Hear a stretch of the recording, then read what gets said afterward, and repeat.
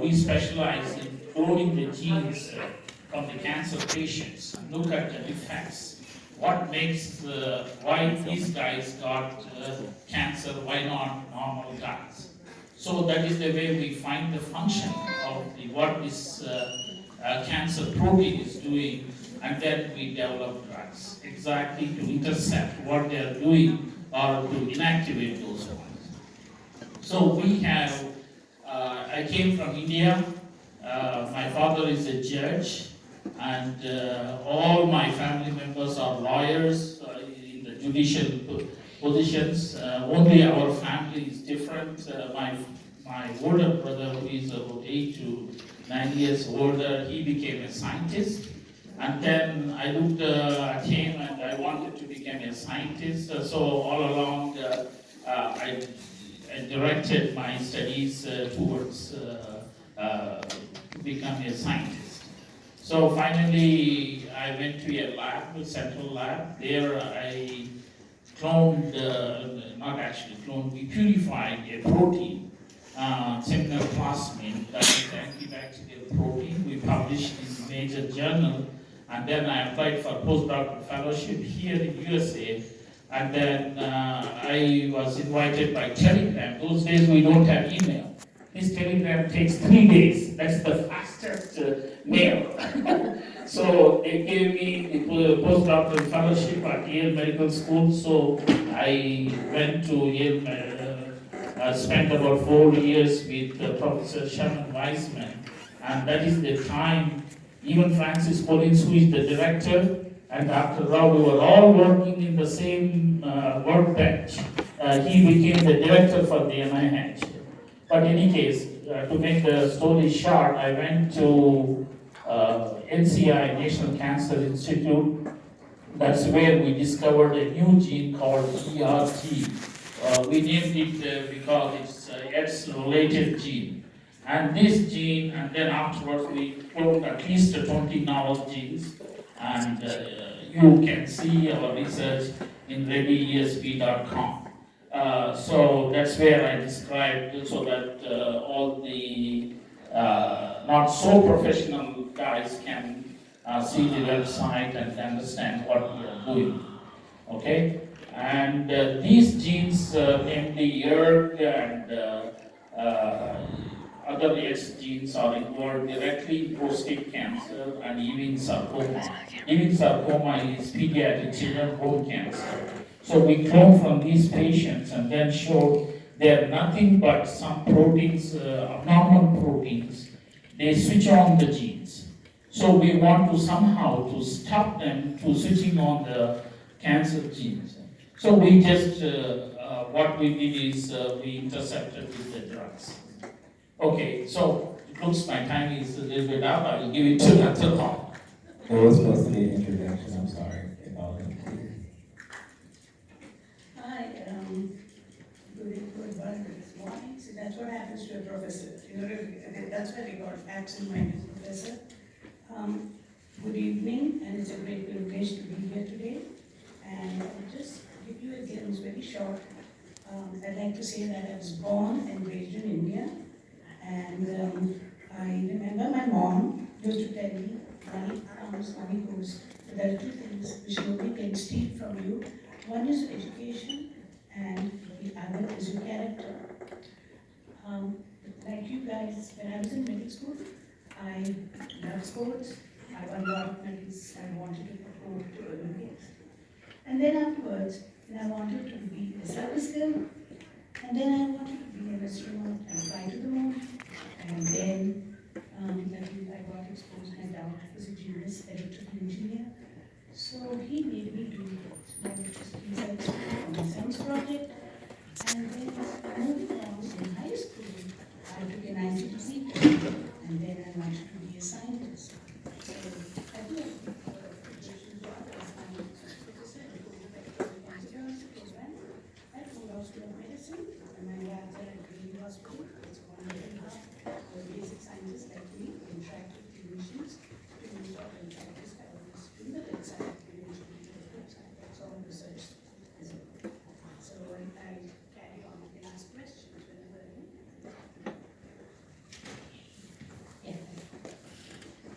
Morning, guys. My name is Nina Wyatt. I am a second-year medical student at Morehouse School of Medicine, and I'm actually doing prostate cancer research. I'm a Dr. Rogers.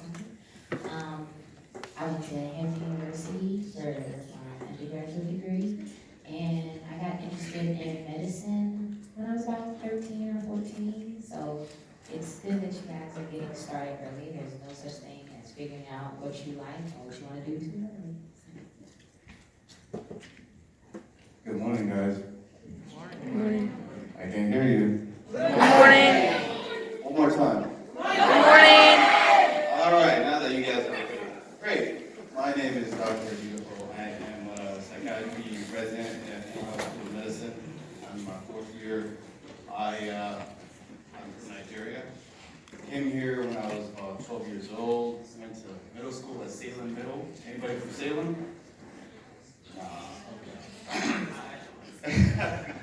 So, no.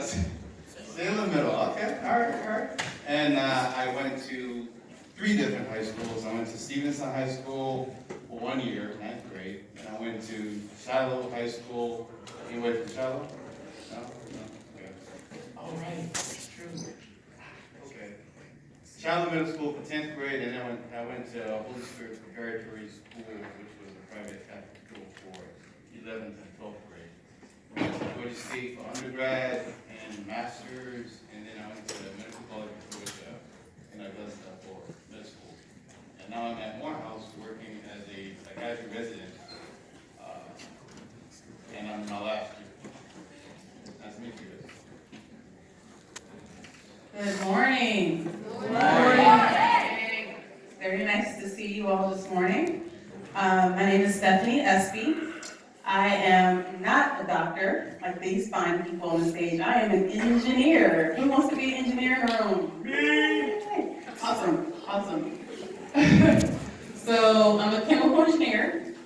I'm born and raised in Decatur, Georgia, so I'm not too far from here. I went to Southwest Decatur High School.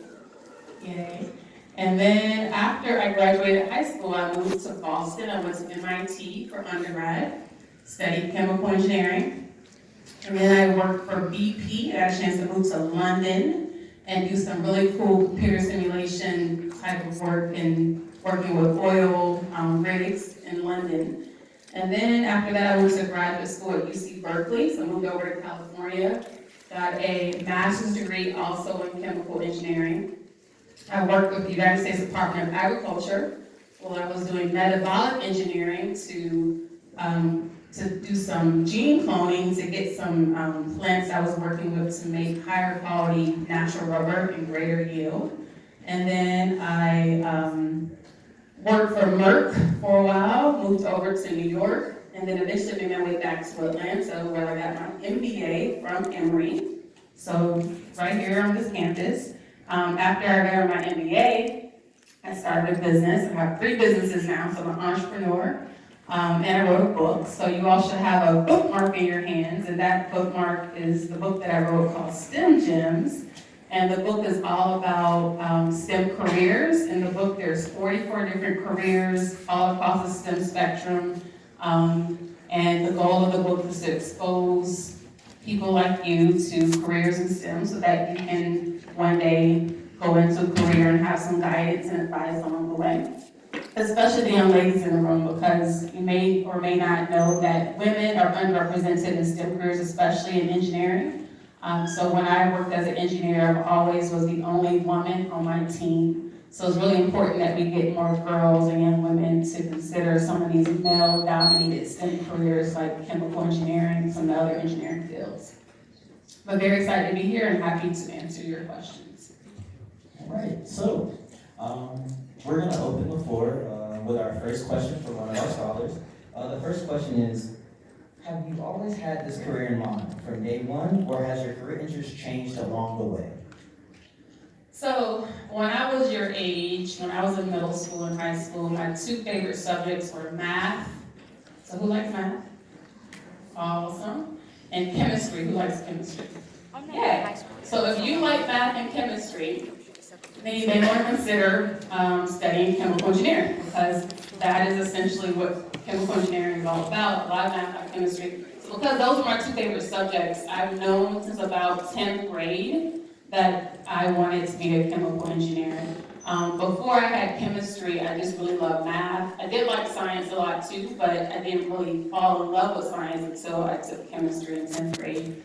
I also would like to add that both my parents are engineers. So if you can, my mom is an environmental engineer and my father is an electrical engineer. So having two parents that are both engineers, they made sure that we were exposed a lot to math and science. We did a lot of summer programs like what you all are doing this summer. I did summer programs all throughout middle school and high school where I had a chance to really learn more about what engineers do and what scientists do. So I did know from a fairly early age that I went to something STEM related. It was probably 10th grade when I kind of made the decision to do chemical engineering. So while you're young, the key thing is that you explore different opportunities, explore different careers. You may already in your head have an idea of what you want, and that's great, but keep your options open as you continue to learn more about other careers. Kind of keep the options open, learn as much as possible. You have plenty of time to make up your mind. So just keep really exploring and learning. All right, so when I was younger, I really liked flying. I would look up in the sky and see planes just flying, and I thought, man, I'm going to be a pilot.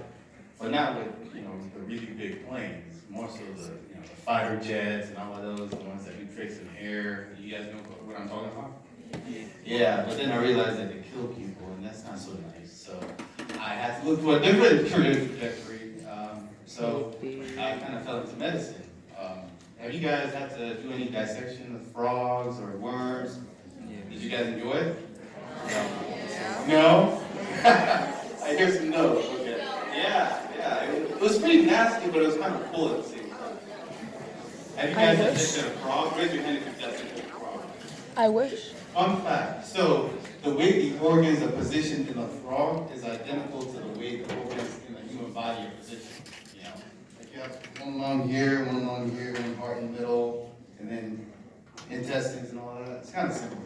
So I got interested in biology. Anybody here like biology? Oh, come on.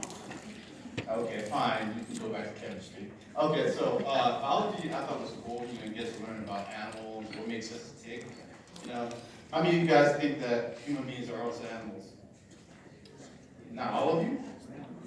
Yeah, we are animals. We're really smart, resourceful animals. But so I found that interesting, which led me to go into medicine, and I like fixing, things that go wrong.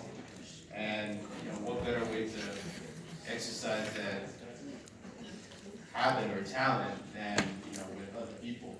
So I am a doctor of the brain. Do you guys know what a neurologist is? Neurologist. Okay. Do you know what a psychiatrist is? What's the difference? Who can tell me the difference between a neurologist and a psychiatrist? Yes, sir. Neurologist works with the brain and the spine, while a psychiatrist is like a therapist. Yeah, you're kind of on the right track. Yeah, you're right. The neurologist works on the brain and the spine, and somewhat the vertebral column. And a psychiatrist works with the mind, okay? Also the brain to some extent, but also the mind. You know the difference between hardware and software? So a neurologist is a doctor for the hardware of the brain, and psychiatrist is like a doctor for the software of the brain. Does that make sense? So as I mentioned to you guys previously, I kind of knew about that I wanted to go into medicine around your age. But before then, I was always told that I was very talkative. So at first I wanted to be a news broadcaster. I wanted to be on TV. I wanted to be famous. And then my mom was like, well, that's very competitive. And I felt that I liked it, but I didn't know enough about it. And then I also learned that I didn't like reading and writing a lot. So maybe journalism wasn't really for me. And then I decided I wanted to be a chef. But then I realized that you have to cook more than you eat. So then I decided I wanted to do that either.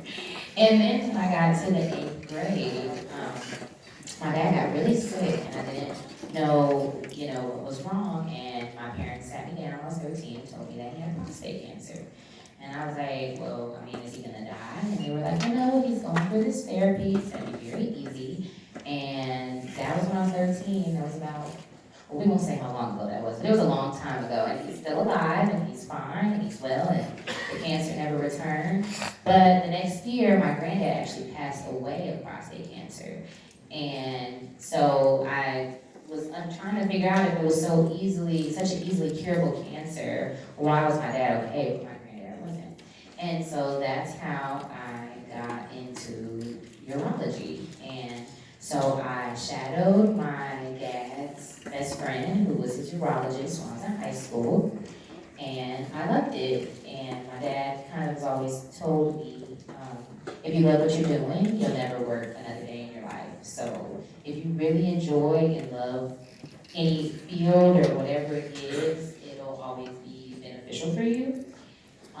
And so when I saw in about senior year of high school that I was getting up at 5:30 in the morning and standing on my feet that were hurting all day until about 3 o'clock and not getting paid and was still excited and having a good time, I was definitely like, okay, this is something that I could do for the rest of my life. So I would definitely say be open to everything. I definitely did STEM camps, as you mentioned earlier, like you all are doing now. That's a good idea. I did a water conservation and chemistry, biology summer camp in high school, and that's when I learned that I do not like chemistry or physics. But then when I got to high school, I found out that I really loved anatomy, and so I was like, okay, it seems like I'm on the right path. So. I already told you all that in the middle school, I was a sports person, I wanted to play the Olympics, this and that. But then in high school, what happened was my high school teachers that we gave the bonds and we really changed what I wanted to do and my parents. And my mom used to ask me to be for some in prison. So that is what really changed my mind and my goals in life. And to be honest, now all my sisters they're all in the military, so I was involved in the family. But till today, I know what I'm doing. Yeah. And also, I forgot to tell you, I've been to 5 Ivy League schools. I've been all over. I've been to Germany, Max Planck Institute, doing my PhD. I went to University of Edinburgh, Scotland, was at UCB, and then I went to Yale, MIT. And then I came to this minority school. My best discoveries, I work on BRC, in the University of Medicine. So my take-home message for you all is that what's important in life is hard work, be passionate, and be honest. And the sky is the limit. So that's what it is. I love what I do.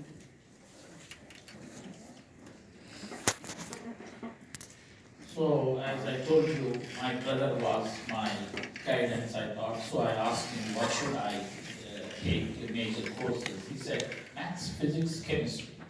So I took undergraduation, maths, physics, MPC, they call. So I took all these main. And then finally I got interested into organic chemistry. So I joined masters in specialization in organic chemistry. I got so bored with organic chemistry, with 8 structures, I had to by heart all these structures. I said I will never go into chemistry. Then, but I thought I wanted to attack cancer. My grandmother has, I think at that time they thought she has stomach cancer, but then I realized that it's ovarian cancer. But in any case, that made me to go to one of the major laboratories that's where.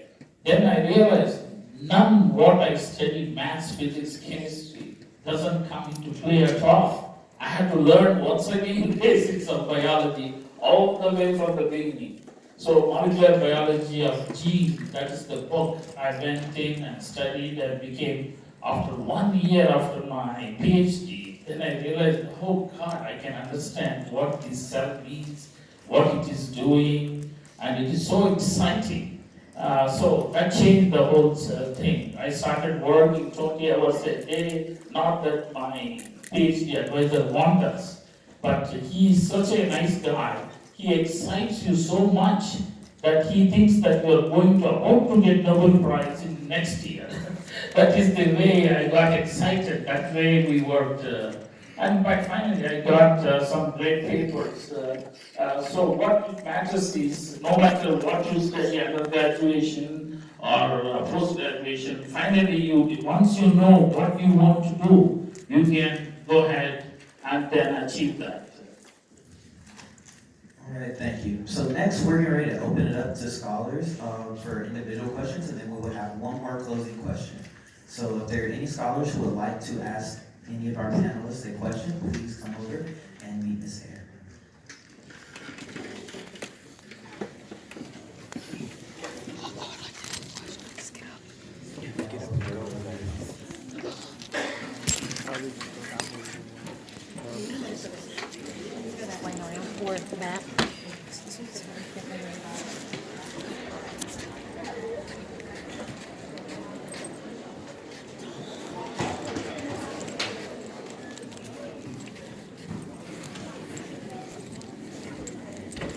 You know, I'm gonna go that way.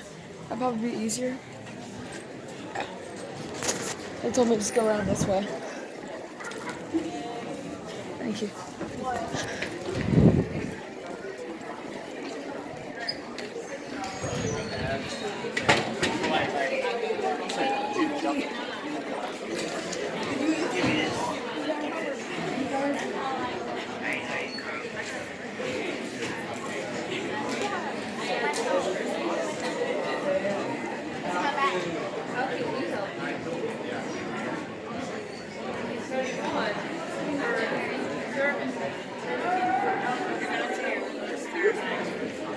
Let's do that.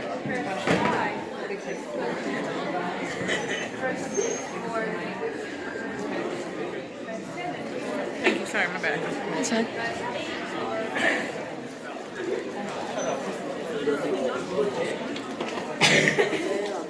I'm asking about how the one lady got into MIT because that's my dream college when I get older. There we go.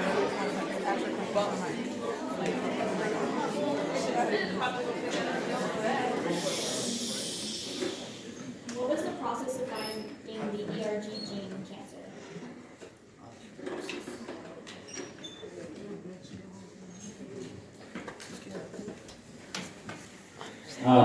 What we do is we isolate the DNA from the cells and then transfer, we add RNA polymerase enzyme, it makes RNA molecules, and then we convert with reverse transcriptase double-stranded DNA, and we clone into the vectors.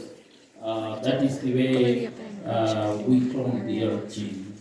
And named because it is related to one of the X genes previously discovered by them. That's why we call it ERG, X-related gene.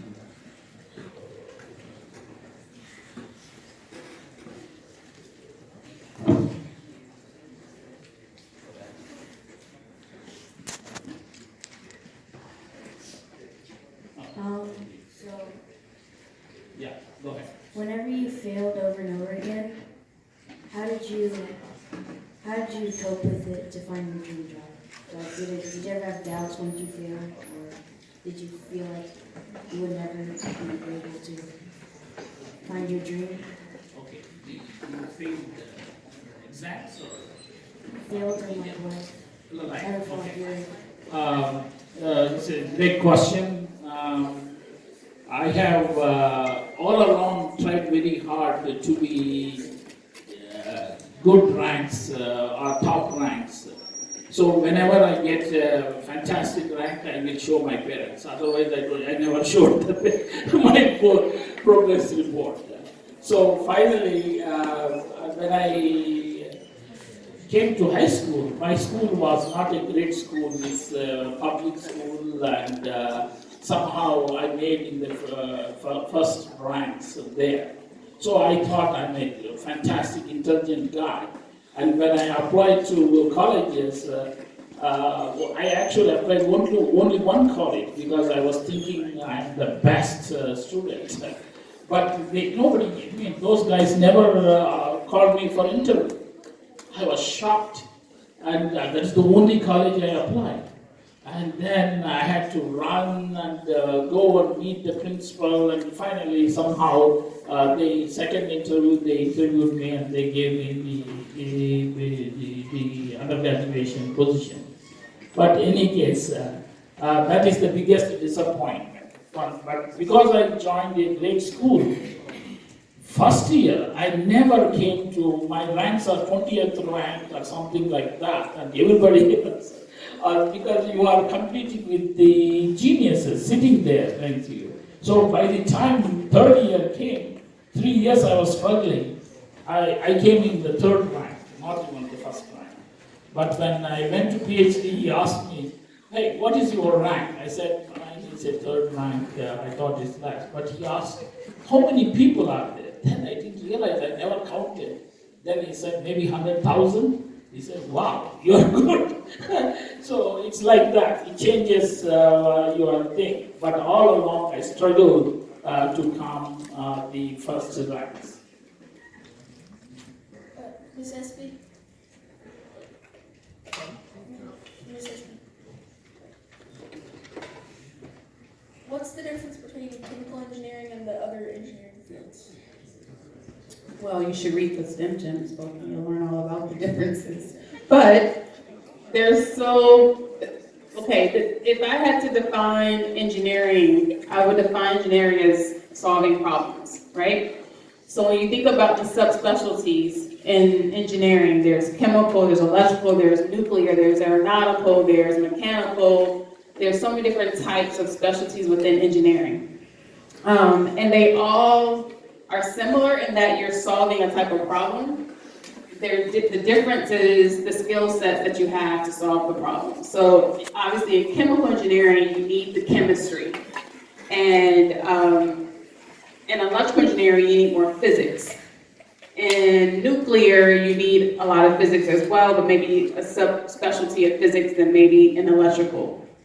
So there's lots of examples of different, types of things you can do within all these different specialties. And again, I do recommend that you kind of research that a little bit more. But overall, if you're the kind of person that likes to think of a problem or think about problems that you're facing today or think about problems in the future, and you want to figure out how can you go about solving that problem, whether it be something in your community, whether it be something in your school, whether it be something in your state, something in our country, something more globally. It doesn't really matter the scope of that problem, but if it's something that you feel like very passionate about solving, then that is engineering. And then your next step would be, okay, in order to solve this type of problem, what skill sets do I need to have? Is it more chemistry-based, more biology-based, more physics-based, more computer-based? And once you can figure out that base, that should lead you down a path of figuring out what subspecialty to go in within engineering. My question is for the lady in the white coat.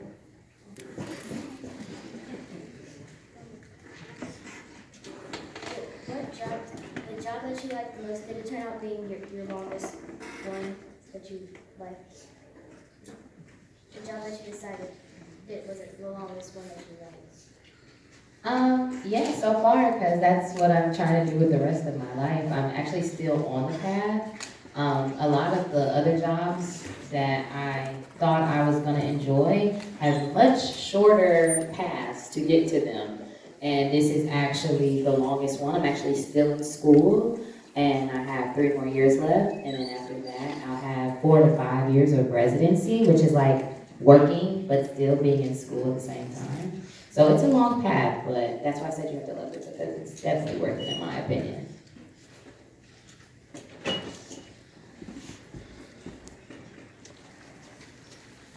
So, I'm currently studying psychology in the brain, but I am a little bit queasy when it comes to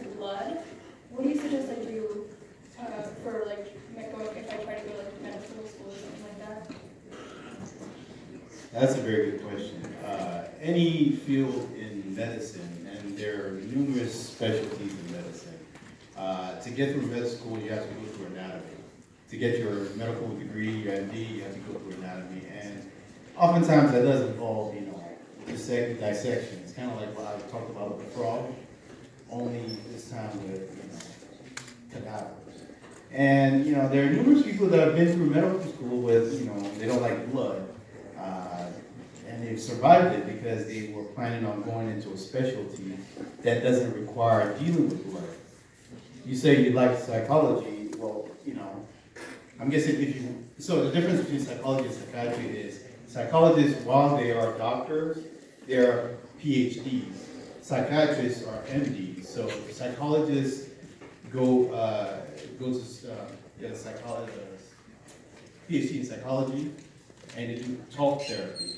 So psychiatrists go to medical school, and they can do talk therapy, but they also prescribe medications. Okay, so if you find that you want to be a physician more than a psychologist, then you go to med school. If you find that you prefer just more psychotherapy and things like that, then you can go to the school for a PhD in psychology. But even if you want to be a psychiatrist, as a psychiatrist, I don't deal with blood like that in my day-to-day work. So you can still get through med school or get into a specialty where you don't have to deal with that. But so many people, that's a common thing. You don't like the sight of blood, dead bodies, things like that. That's very normal. But you don't have to deal with it after you graduate med school. I have a question. Do psychiatrists and psychologists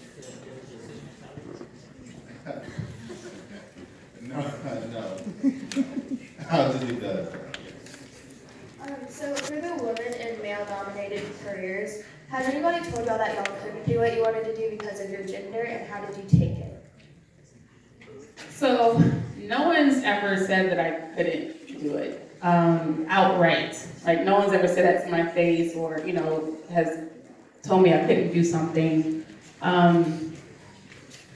I think the biases that women face in male-dominated careers are sometimes more subtle. It may not be as direct as like, why are you in this room, or why are you here, or you can't do it. It may be more indirect.